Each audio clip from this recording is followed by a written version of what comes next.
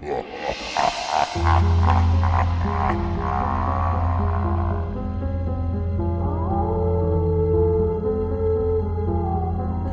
back to Scary Hours, my good people. I'm your host, P. Shout out to all my returning horror fans. And if you're new to the channel, don't forget to hit that bell before you go so you know when I drop a new video. Tonight, we're diving into the new movie, Whistle, a gimmicky supernatural horror that turns a cursed party trick into a brutal game of survival. I got to check this one out on the early screening a couple Wednesdays ago. I'm just now getting to the review, and it just recently dropped on February 6th. I gotta add that this was one of the most anticipated horror movies for this year, but does it deliver? Well, let's dive in.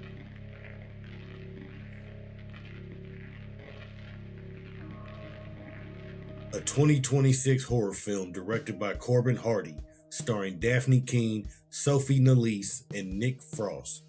A group of high school misfits stumble upon an ancient Aztec death whistle, unaware that when they blow it, their future deaths begin hunting them. So this is one of those horror flicks with a high school setting and a gimmick premise where a party game dare turns into a Final Destination style chain of events where a group of teens made up of the usual suspects, with a troubled loner outcast type of character, the annoying jock with his popular and pretty girlfriend, plus a couple other characters that make up the supporting roles. But Daphne Keene's character, Chris, finds this Aztec death whistle, which really looks like a skull-shaped bong, in her new locker, and from that point on is where things get kind of crazy. This whole crew gets sent to after-school detention for arguing in the hallways, but on the same hand, they all want to hang out together later that night and party. That's where the whole "I dare you to blow the whistle" comes into play. Of course, with these kind of things, there's always a set of rules to abide by, which means blowing the whistle summons a predestined death that hunts them down in inventive ways. Now, everybody doesn't have to blow the whistle. Only one of them blows it, but all of them in the close proximity can hear it, and they're affected by the curse. So the actual way they're supposed to die comes to get them one by one, whether it's dying of old age or a car accident, and it's like the old age will kill you, but you're still only 16, or a car wreck without even being in the car. Then we follow the teens as they try to understand the rules and outmaneuver the curse, gaining some knowledge and history of the whistle's past victims and if there's any way for them to beat or cheat death. Straight out the gate, this flick gives off a tarot and talk to me vibes with some Final Destination sprinkled on top.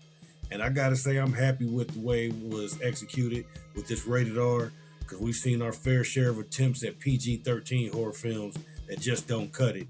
And then here we get plenty of gore, blood, and body horror to keep us satisfied while the tone shifts between adolescent drama and visceral set pieces with moments of dark humor to offset the more serious parts. Daphne Keane anchors the film as the emotional new kid on the block, and the supporting cast does well selling the chemistry among the teens, even though there are some undercooked subplots that reduce the payoff and emotional stakes while still forcing characters into moral choices about who to save and how to cheat their fates. The kills felt fresh and creative. The cinematography looked nice and tightly framed. The practical effects were handled with care. The film closes out on an ambiguous scene that suggests the curse lives on. And as you know with Hollywood, if this touches any kind of significant money at the box office, that leaves room for a sequel. So overall, I like this movie. I say that Whistle is a horror movie I recommend to fans of graphic deaths and body horror imagery, especially if you enjoy Talk to Me or Final Destination style setups. This is right in your lane. So I'll give Whistle 3.5 stars out of 5, saying it's slightly predictable, but the film's energy and creative kills make it a hit. It'll probably make for a perfect movie date night if you a high schooler right now. So if you catch it in theaters, then that's excellent.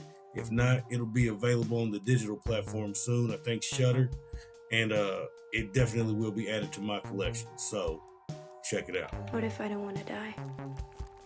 Then you shouldn't have been born. Thanks for joining this Scary Hours deep dive into Whistle. A good way to start off 2026. I believe this came out on top as far as February 6th horror movie releases go. Do you know what the other movie was that also dropped on Friday? Don't worry, I'll tell you about it in the next video. If you enjoyed this deep dive, subscribe to the channel, hit that like button, and come back for more Scary Hours late night finds in horror cinema. Also, drop a comment below and let me know if you've seen Whistle and how you felt about it. I'd love to hear what your thoughts about the kills are. Until the next time, I'm your host, P. Whatever you do, don't blow the whistle. Y'all be safe out there. Peace.